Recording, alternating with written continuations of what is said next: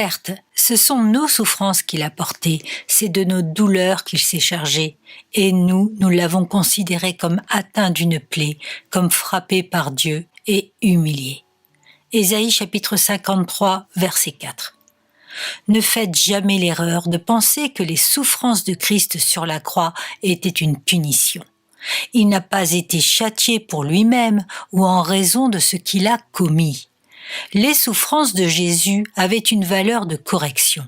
Il a bien voulu souffrir pour pouvoir nous corriger et nous perfectionner. Frères et sœurs, telle est la gloire de la croix. C'est la gloire du genre de sacrifice qui était depuis si longtemps dans le cœur de Dieu. C'est la gloire du genre d'expiation qui permet à un pécheur repentant d'entrer en communion paisible et pleine de grâce avec son Dieu et son Créateur. Elle a commencé dans les meurtrissures du Sauveur et s'achève dans notre purification. Elle a commencé dans ses blessures et culmine dans notre transformation.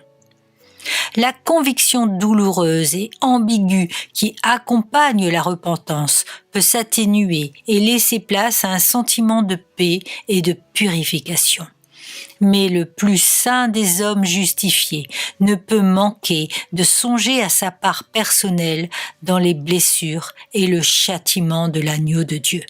Et il sera immanquablement sous le choc.